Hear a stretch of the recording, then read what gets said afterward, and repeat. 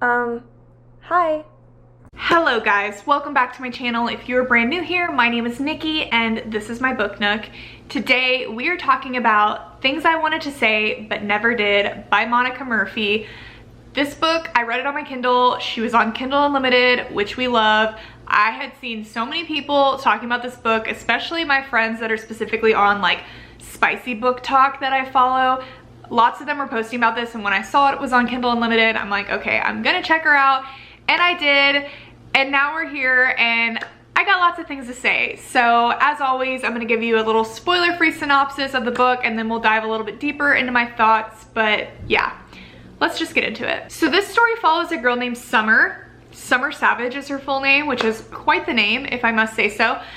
She is starting off her senior year at this brand new school, this very bougie boarding school called Lancaster Prep. I really want to compare it to the school in Gossip Girl. I'm going to compare a lot of this book to Gossip Girl in general because the vibes are just super similar. Like all of the nation's elite go there. The most rich families, they all send their students, their children to this school basically. And Summer, right after arriving, ends up encountering this blast from the past that she did not realize was going to be in attendance at Lancaster Prep this year.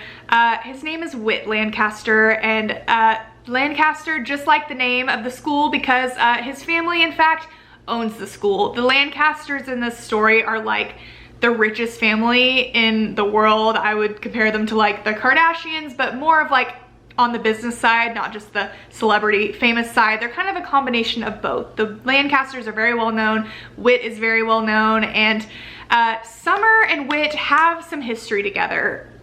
A lot of tension between the two of them. They had met previously in the past, really only one time, but in general there's just a lot of animosity there because Summer's mother actually got into a pretty big scandal that kind of, you know, rocked the Lancasters' world, kind of rocked their public image. She was in a really public affair with Whit's dad back in the day, and it was all over the media. It was a whole big thing, and you know, his parents ended up ultimately breaking up, and it's not like Summer's mom is entirely responsible for that, but Whit can't help but feel, you know, that it's her fault and he's the reason his parents' marriage failed, and because of that, he kind of targets all of his anger in life towards Summer in a lot of ways. And again, she didn't realize he was going to be attending the school. She'd met him before, but she thought he was older, had no idea he was going to be here. So right away, this story kind of turns into like a bit of a bully situation, which I am very into. I love a bully romance, and this one in the beginning when it started out,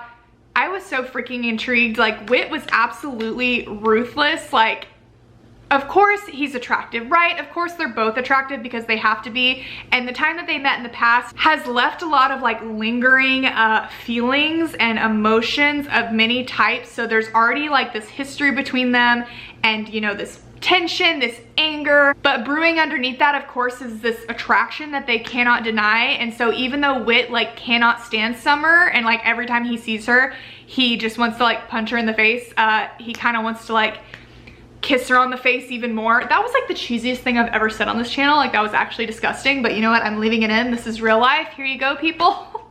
But yeah, he hates Summer, but he can't deny his attraction to her. And even though he initially is like really mean and like tries to pit everyone against her and put the whole school against her, because he really runs the school, obviously. His parents like own the place, and people are gonna listen to him. They follow after him. He's like the most popular guy in school. Like just in general, he's the king of the kingdom. And even though he hates Summer and wants to make her life a living hell, he feels this weird like sort of protectiveness and ownership over her in a lot of ways. And even though he like doesn't want her at all, like he doesn't even want her in his vicinity, he also doesn't want anyone else to have her or touch her or do anything else whatsoever. It's one of those stories which I tend to eat up. I love that kind of story. And so this all kind of ultimately comes to a head. He can try as much as he wants to resist his temptation towards Summer, but he finally has to give in, and in the process of giving in, he isn't just allowing himself to have her, he has to have like an ulterior motive. So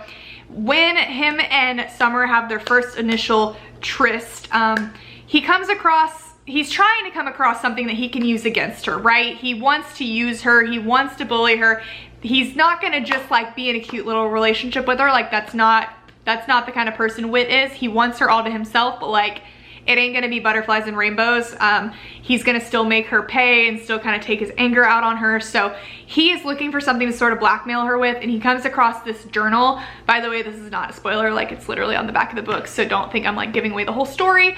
But he comes across this journal of hers, and written on it, it says things I wanted to say but never did. And that's essentially what the journal is. Like every time Summer has wanted to say something in the past to somebody, like she just puts all her thoughts in there, including like her deepest, darkest thoughts and secrets, and a lot of things that have happened in her life, in her family's life, that are like very deep, dark secrets that if they were to get out, they could like ruin her and her family. Which I do have to ask, why would you write those in a journal that you just like keep sitting by your bedside table? I don't know. I don't think I would do it, but Whit has this journal in his possession now, and now he's got all the blackmail he needs to keep Summer doing whatever he wants her to do. And that is kind of like where this story goes from there. There's some other side stories of like other people at the school that Summer sort of develops friendship with in a way that kind of is connected to everything. There's lots of little pieces to this puzzle. I just want to say, this book to me started out so well. Like I was so hooked by it. I loved the bully aspect. It really pulled me in. I was so intrigued, especially like the blackmail even. I don't care. Call me toxic. I was here for it. The first third of this book, truly to me, everything. But I don't have it physically in my hands because I read it on my Kindle, but I just wish I could show you how long this book was, because it really was long. It was like 500 pages or over 500 pages. And you know, the beginning of it I thought was really good, and I thought it had a whole lot of potential, but I just thought this book was like entirely too long. Like I said, it was like 500 pages, but I'm literally telling you, probably 420 of those pages, if I had to guess, 420, I don't know why that was the number I picked. Probably about 420-ish of those pages, I swear to you, were smut. And look, I'm no prude. I like a spicy book. It's not a secret. I enjoy spice. I enjoy smut in books, but like for me, I love the story as much as I love that, right? I am much more a person that prefers like quality over quantity when it comes to smut. And when this started out, I was like here for it. I'm like, okay, this is gonna be a wild ride. Here we go. But like for me, I love a slow burn, and I think that Whit and Summer had so much tension and angst between them that I was so ready to be like on the edge of my seat with suspense, waiting for them to finally give in.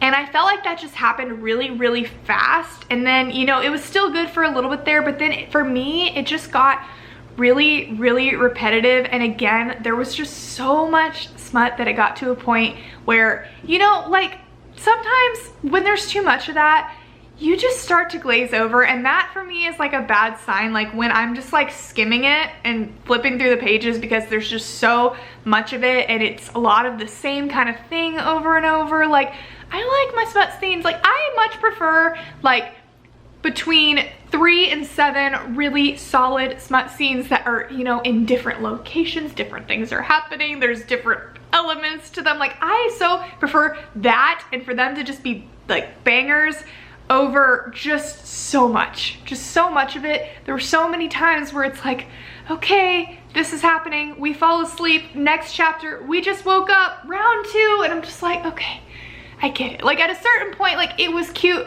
but then it's like you get to page 300, you get to page 400, and like for me, I just thought it was a lot, and I felt like I could have used more story and less of that, and it was just like, I loved the first third of this book, but I don't know, I just had a hard time around the third to the middle. I just kind of was like, okay, lagging here, and then by the end, I was kind of like found myself, you know, just kind of skimming to try to finish. I mean, I think the ending was like decent. I think there was some good like character development, especially for Whit, because you know, there's a lot with him being like as famous as he is and as like a part of as important of a family as he is. There's a lot of like expectations from him, and he doesn't really get to put his happiness first, and that's something he's really accepted for a long time, so it's not something he's ever really thought about. And it is that kind of stereotypical story of like a boy that, you know, every girl wants him, so he doesn't really have an interest in a relationship. Like he just wants to, you know, hook up and whatever, and he doesn't believe in love. And it's totally like one of those things where, you know, he has some development, and he, you know, finds that one girl that can change him. And even though he's a total like asshole, he has a soft spot for that one girl. Like, we love that kind of stuff. So yeah, I don't know. I would say if you're really looking for just like a spicy book, kind of like a book that you don't have to put a ton of thought into, and you just want to, if that's what you're going for, like, you'll like this book. But for me, like, I don't know. I wasn't like obsessed with it. Again, the beginning I thought was great. It had a lot of potential, and then I just was kind of like, like, I don't know. I just finished kind of indifferent to it. I felt like for me, it was like in the 3-ish star range, but I'm totally interested to hear y'all's thoughts if you love this book or not. I just personally feel like I've read a lot of spicy books, and I feel like I've read a lot of better ones. So that's just, I don't know. The more you read, you know, your bar gets raised higher and higher, and I've read so many spicy books that have like equally as good as the spices. Like the story and the plot is also as good, and like once you've read that, I feel like you're a lot harder on books that are just more focused on the spice. Like this book did have a story, but to me it didn't like blow my mind. I felt like I'd read it before, and I don't know, but there is a book that's connected to this book somewhat. It's called A Million Kisses in Your Lifetime. It's not like a sequel or anything, but I know it also takes place at Lancaster Prep, and yeah, I just know it's within the same world. I've seen a lot more people talk about that book than this one, so I'm for sure gonna try it out. Like, I'm not writing this author off or anything. I didn't dislike this book, like that's not what I'm saying, but yeah, for me it was just one where I just, you know, I thought it was okay. But yeah, that is it for me today. Thank you guys so much for watching, and I will talk to you very soon. Bye.